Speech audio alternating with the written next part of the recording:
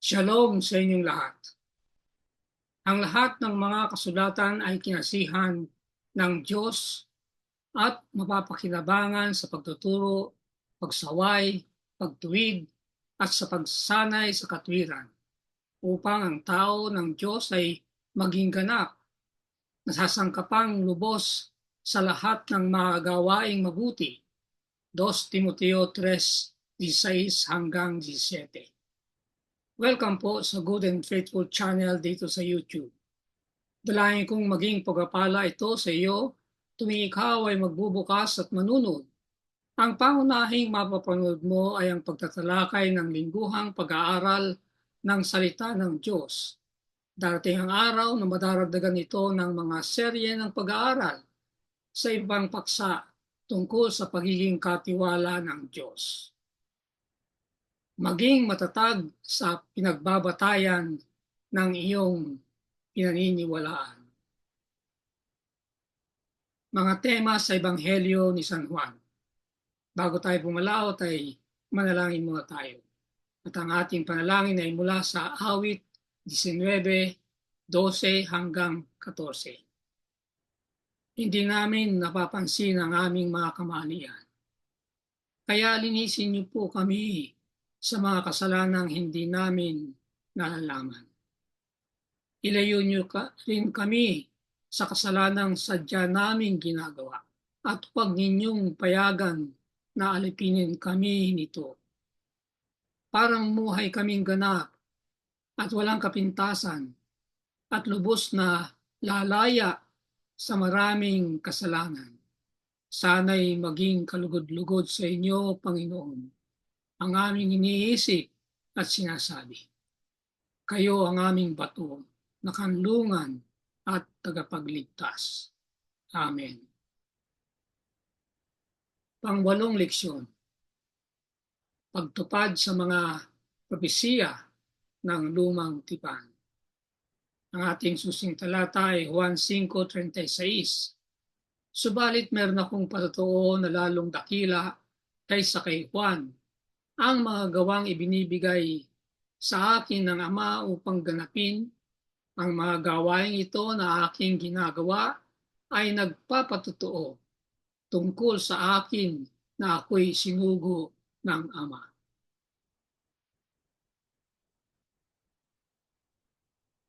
Siya ay nasa sanlibutan.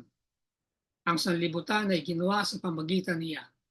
Gayon may hindi siya nakilala ng sanlibutan. Yan ay isang kahanga-hangang pahayag. At gaya ng makikita natin sa Juan at sa ibang mga ebanghelyo, hindi siya nakilala ng maraming tao, bagaman dapat nagawa nila. Lalo na dahil sa lahat ng mga bagay na ginawa at sinabi ni Jesus. At higit pa, dahil ang kasulatan ng lumang tipan ay nakaturo sa kanya.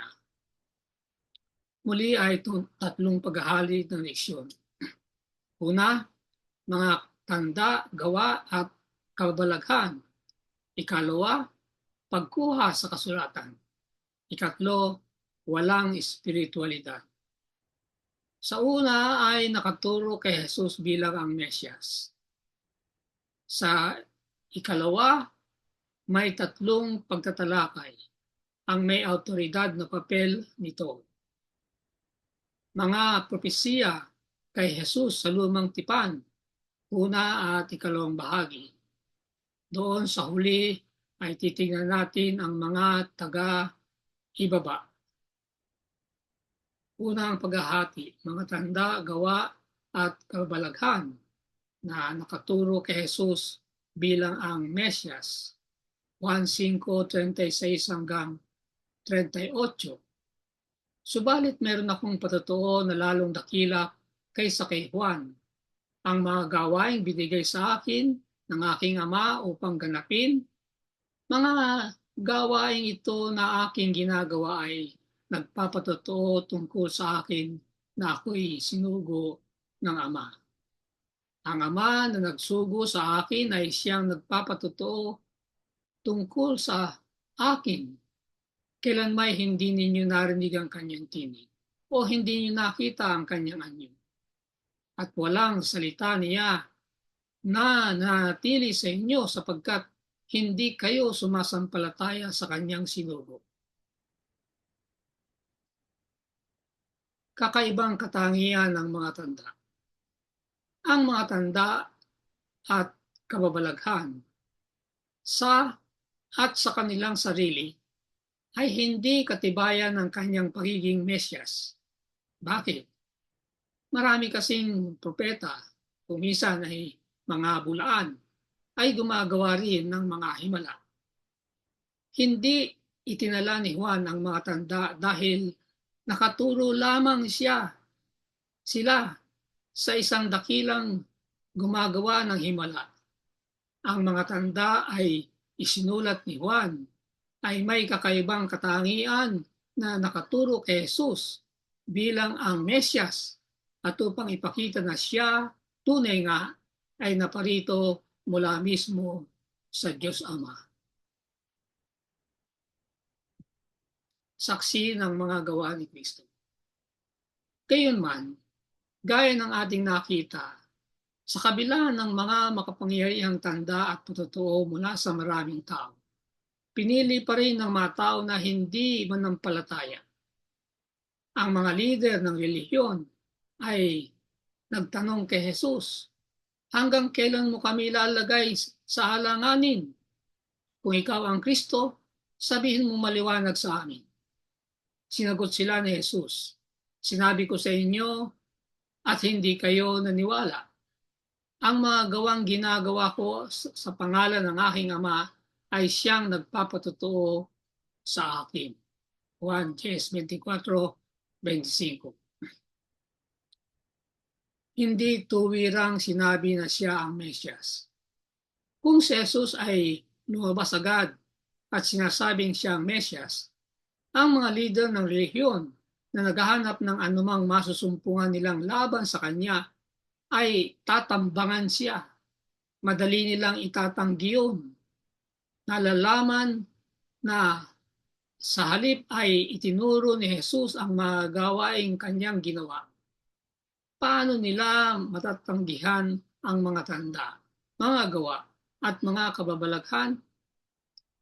Ito ay makakapangyarihang patotoo kung sino siya at kung saan siya nanggaling. Pangalawang pagkakahati, pagkuha mula sa kasulatan. Ang unang pagtatalakay, ang may autoridad nitong papel. Juan 5:39, 40, 46 at 47. Sinasaliksik ninyo ang mga kasulatan sapagkat iniisip ninyo na sa mga iyon ay meron kayong buhay na walang hanggan. At yon ang nagpapatotoo tungkol sa akin. Subalit, ayaw ninyong lumapit sa akin upang kayo magkaroon ng buhay. Sapagkat kung kayo'y sumasampalataya kay Moises, ay sasampalataya kayo sa akin, sapagkat siya'y sumulat tungkol sa akin. Ngunit hindi kayo naniniwala sa kanyang mga sinulat, ay paano kayong maniniwala sa aking mga salita? Ang lumang tipan ay pangunahin sa bagong tipan. Bilang karagdagan sa partikular na mga tanda at patotoo na ginamit ni Juan upang ituro si Jesus bilang ang Mesyas, umapila rin si Juan sa autoridad ng lumang tipan at ang mga propesiya nito na nagpaunang nagsasabi ng gawain ni Kristo.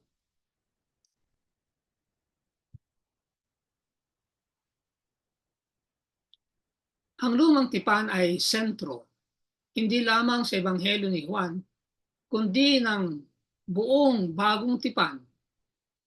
Ang pagbibigay katwiran kay Jesus, kung sino siya, saan siya nagmula, ano ang kanyang ginawa at ano ang kanyang gagawin, ay batay sa kasulatan. At sa mga kasong ito ay sa lumang tipan.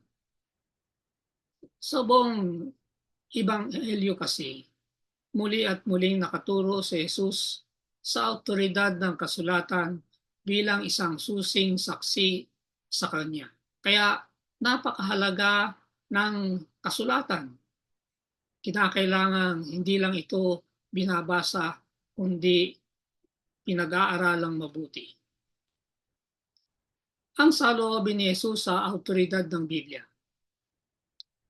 Madalas na ginagamit ni Jesus ang mga pangyayari mula sa lumang tipan upang tumulong na ituro ang kanyang sarili at ano ang kanyang ginawa.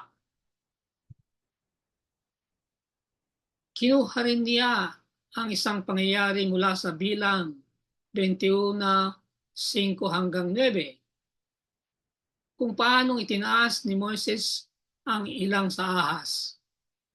Kailangan din namang itaas ang anak ng tao. 1:3-14. Maalala ninyo ang pangyayari sa bilang 21, sinalot ang Israel. Dumating ang napakaraming mga kamandag na ahas at pinagtutuklaw sila.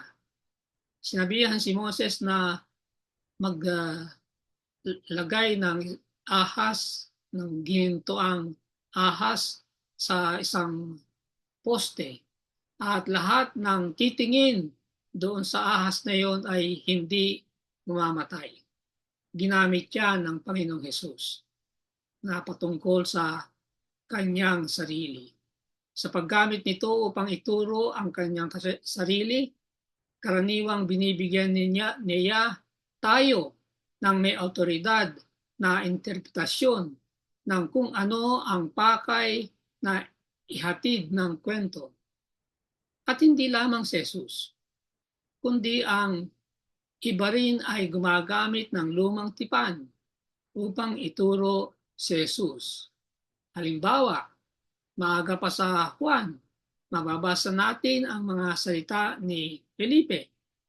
Natagpuan namin yung isinulat ni Moises sa kautusan at gayon din ang mga propeta. 1:1-45. Ang sinasabi ng Biblia sa autoridad dito. Hindi ako nagsasalita tungkol sa inyong lahat. Nakikilala ko ang aking mga hinirang, ngunit ito ay upang matupad ang kasulatan. Ang kumain ng aking tinapay ay nagtaas ng kanyang sakong laban sa akin. 1:13-18. Makikita ninyo ang pagkakatupad nito. Ito ay nung huling hapunan at binanggit ng Panginoon na ang magkakanulo sa kanya ay bibigyan niya ng tinapay.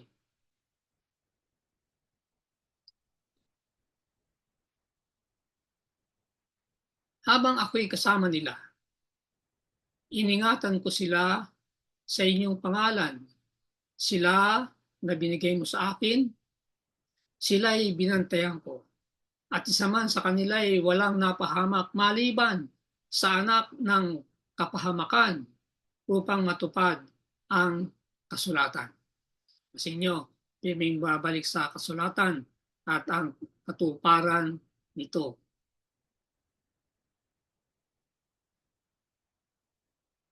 Isa pa, kaya't sinabi nila sa isa't isa, huwag natin itong punitin, kundi tayo'y magpalabunutan kung kanino makupunta.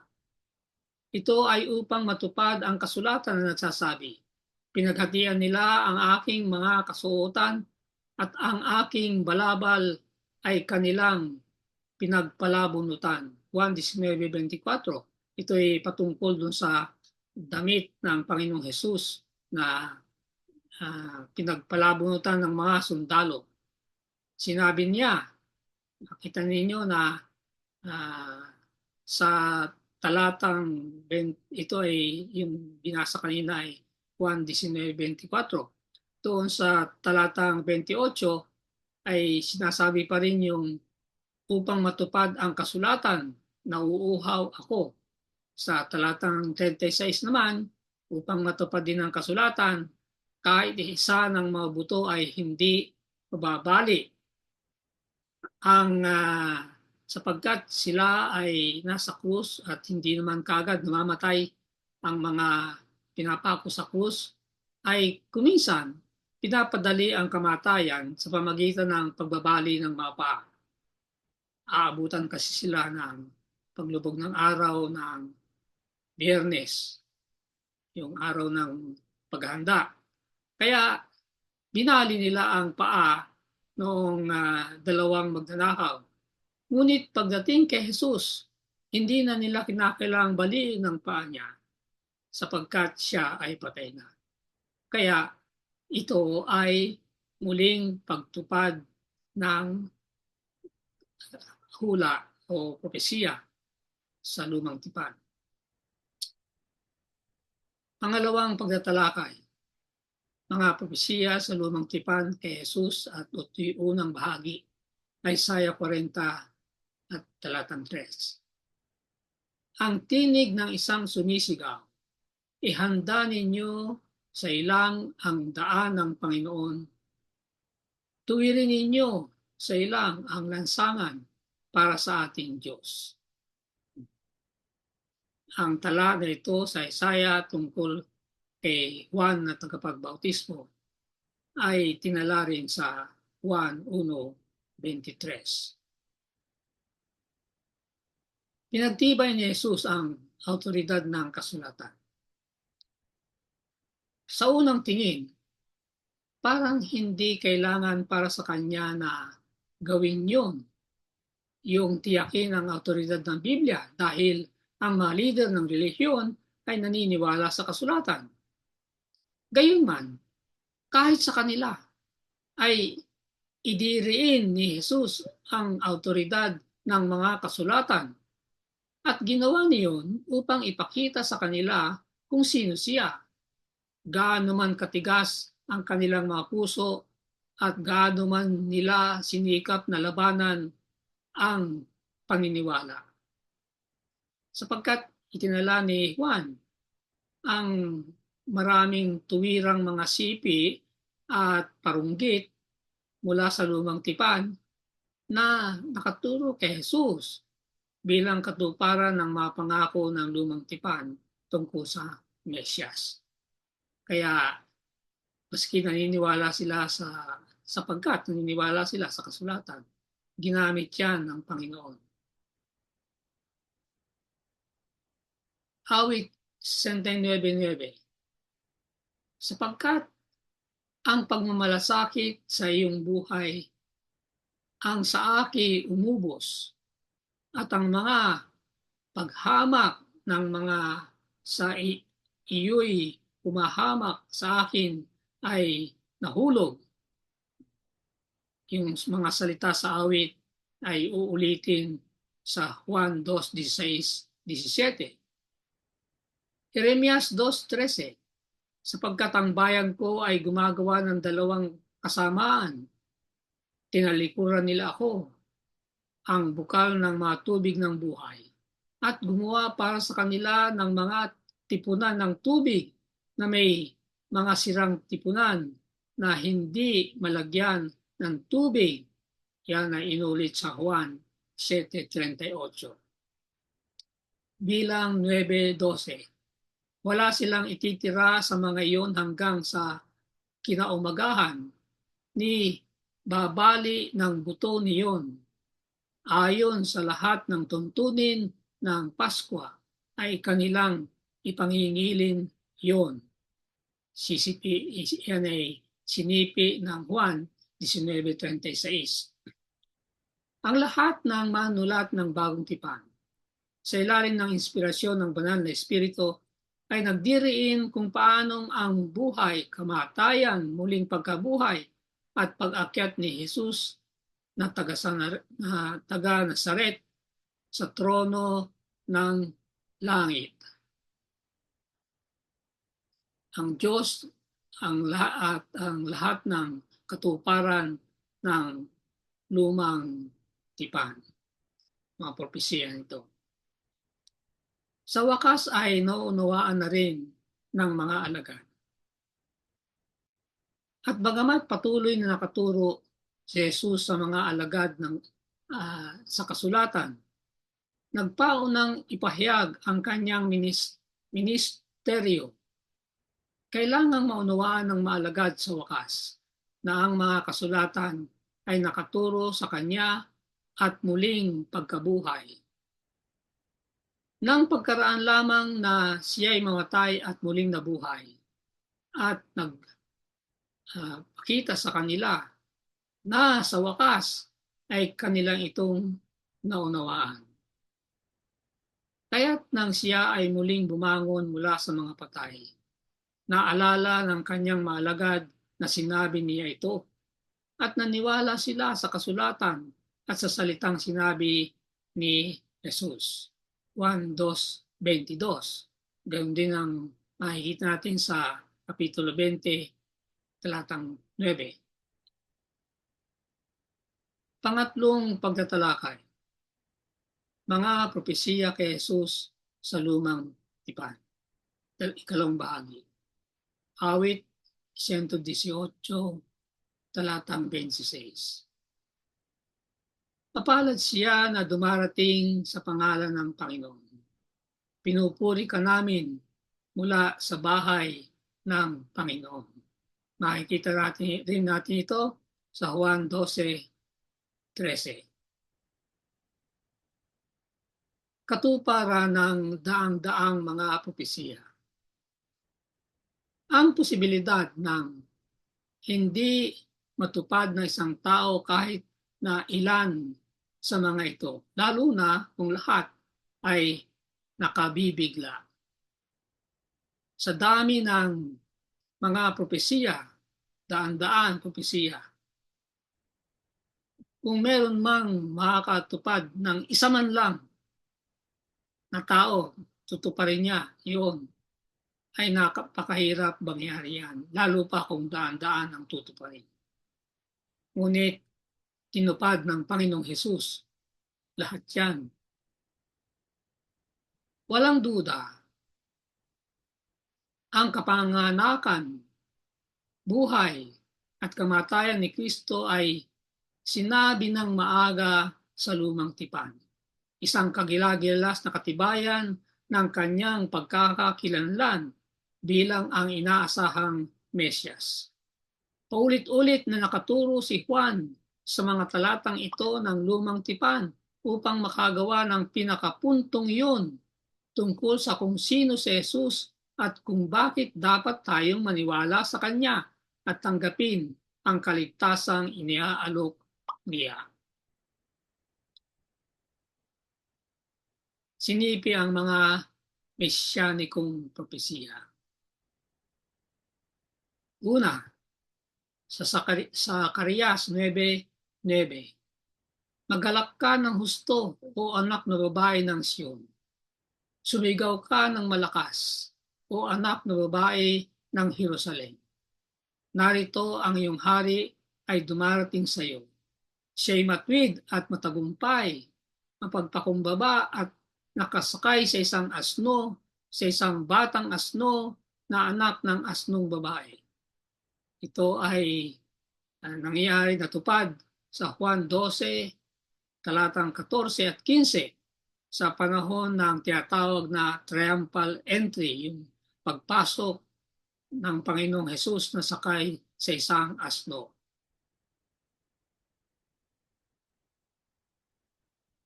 Awit 41:9. Maging ang matalik kong kaibigan na aking pinagtitiwalaan na kumain ng aking tinapay ay nagtaas ng kanyang sakong sapagkat sa akin ay laban. Ito ay patungkol kay Judas. Yung pagkain ng tinapay, kagaya ng nabanggit ko sa inyo kanina, ay noong huling hapunan. Kaya ang katuparan nito ay Juan 13:18. Zacarias 12:10. Ibubuhos ko sa sambahayan ni David at sa mga naninirahan sa Jerusalem ang espiritu ng biyaya at pananalangin. At kapag siya'y tumingin sa akin na kanilang inulos at kanilang tatangisan siya na gaya ng pagtangis na sa kaisa-isang anak at umiyak ng may kapaitan gaya ng pag-iyak na may kapaitan sa panganay. Yung kapaitan sa panganay ay pagtanaw yan doon sa nangyari sa Ehipto. At yan ay makikita, nakatuparan yan ay sa Juan 19:37. May mga tanong. At patungkol yan sa atin bilang tugon sa mga talatang ito na nabasa. Gaano katatag ka sa iyong pinaniniwalaan? Kung may hahamon sa iyo kung bakit ka naniniwala kay Jesus bilang ang Mesyas, anong mga sagot ang iyong ibibigay? Saan ka pupunta? At bakit? Upang matulungan kang ipagtanggol ang gayong pananampalataya. Sapagkat ang binasa natin ay mula sa lumang tipan na ang katuparan ay nasa bagong tipan. Lohika lamang na sa pagpapatunay ng pagiging Mesyas ng Panginoong Hesus ay babalik tayo sa lumang tipan at ihahambing ang katuparan sa bagong tipan bilang ating basihan ng ating panampalataya patungkol sa ating Panginoong Hesus. Pangatlong pagtatalakay, walang espiritualidad. Mga taga-ibaba, 1:8, talatang 12, 23-24. Muling nagsalita sa kanila si Jesus, "Ako ang ilaw ng sanlibutan.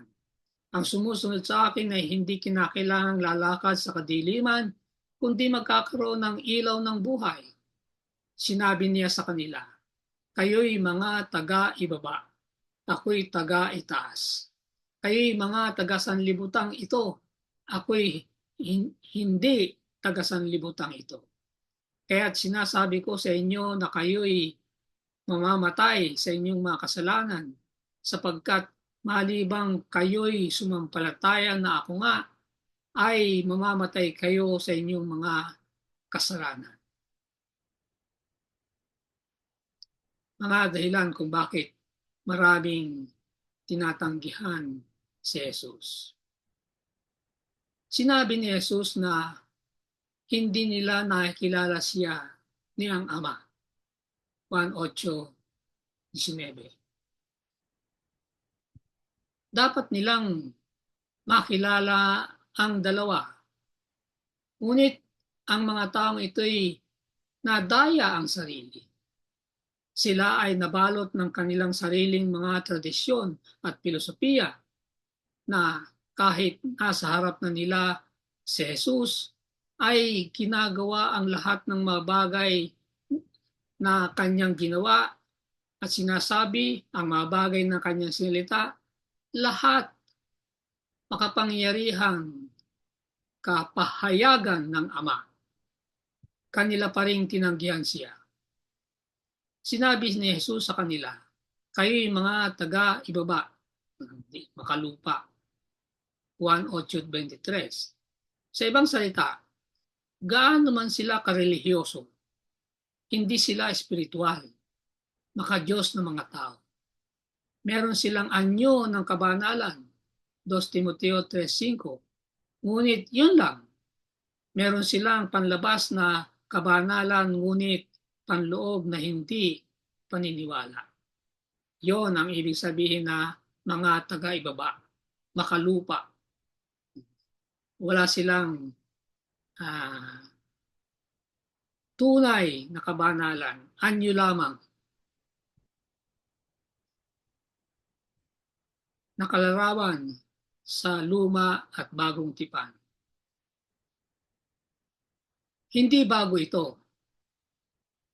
Sabi sa Isaiah 29:13, sapagkat ang bayang ito ay lumalapit sa pamagitan ng kanilang bibig at pinapupurihan ako ng kanilang labi, samantalang malayo sa kanilang puso sa akin. At ang kanilang takot sa akin ay utos ng mga tao.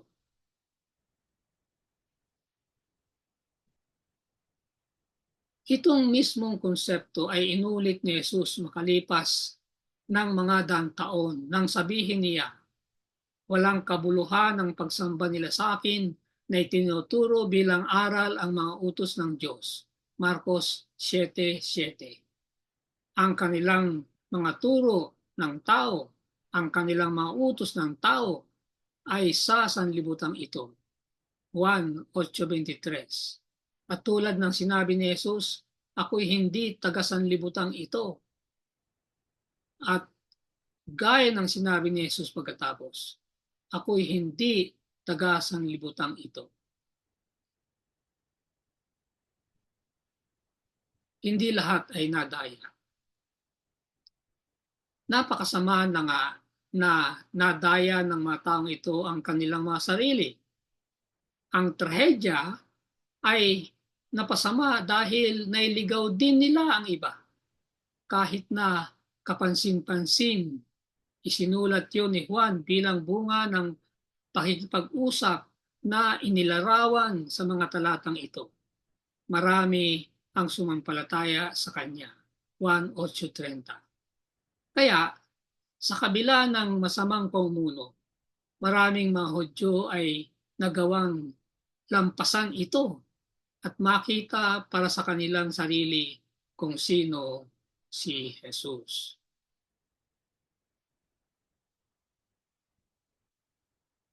Nagpapahayag sila na naniniwala sa mga kasulatan ng lumang tipan. Gayon may tinatanggihan nilang tanggapin ang nilalamang patotoo sa loob nito tungkol sa buhay at karakter ni Kristo. Natakot silang makumbinsi na baka sila mapagbagong loob at mapilitang isuko ang kanilang inaakalang mga opinyon. Ang kayamanan ng Ebanghelyo, ang daan, ang katotohanan at ang buhay ay nasa gitna nila. Ngunit kanilang tinanggihan ang pinakadakilang kaloob na may pagkakaloob ng langit. Nakakalungkot. Ang dalangin ko para sa iyo. Sa ngalan ng ating Panginoong Hesus, ang salita ng Diyos. Dalangin kong hindi mo papayagan ng anumang puwersa ng alinmang banayad o hayag na gumawa upang pahinain ang panampalataya mo sa awtoridad ng Biblia. Palakasin ka nawa ng banal na Espiritu sa pagsisikap na ito. Amen. Sumayin niyo ang Good and Faithful channel dito sa YouTube. Ako'y patuloy na nagpapasalamat sa mga taong tumutulong na makarating ito sa kaalaman ng marami pa. Pagpalain nawa sila ng Diyos. Malaki ang iyong magiging bahagi sa ministeryong ito kung ikaw ay magsusubscribe, kung hindi pa. At kung naging pagpapala ito sa iyo ay mag-share at mag-like. I-click na rin ang notification bell upang kaagad na malaman mo kapag may bagong video. Ang PowerPoint presentation para sa mga nagtuturo ay makukuha rin kapag hiningi sa aking messenger. Maraming salamat. Magkita tayo sa susunod na linggo.